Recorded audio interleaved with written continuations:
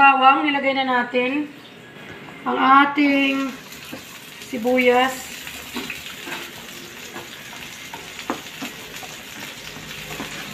Ang ating kamatis. Ayan.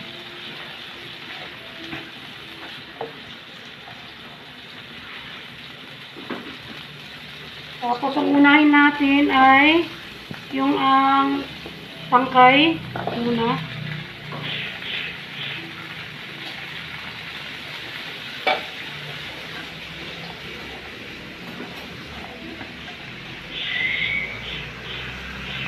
Ito yung ating adjugisa.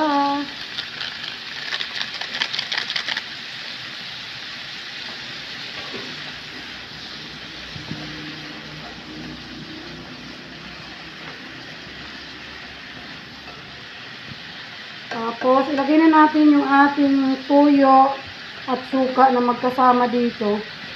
Tapos, tatakpan natin siya. Huwag muna natin haluin.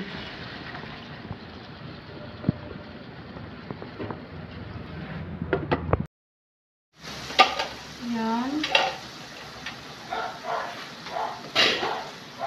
Haluin na natin. Lagyan natin siya ng paminta. Tapos ilalagay na natin ngayon yung dahon. Adobong kangkong lang to, wala nang ibang sahog, hindi yun lang.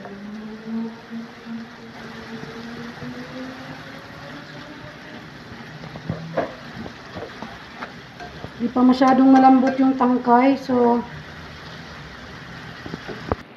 ilagay na natin yung dahon. Sabi ko.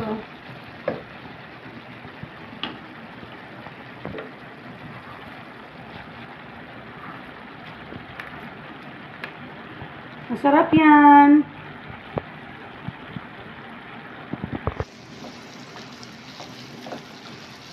Diba, lutong-luto yung tangkay kasi gusto ko yung kanyang stock. Yung tangkay baga ay lutong-luto. Yan. Yan, luto na ang ating adobong kangkong. Masarap yan. Kain na tayo.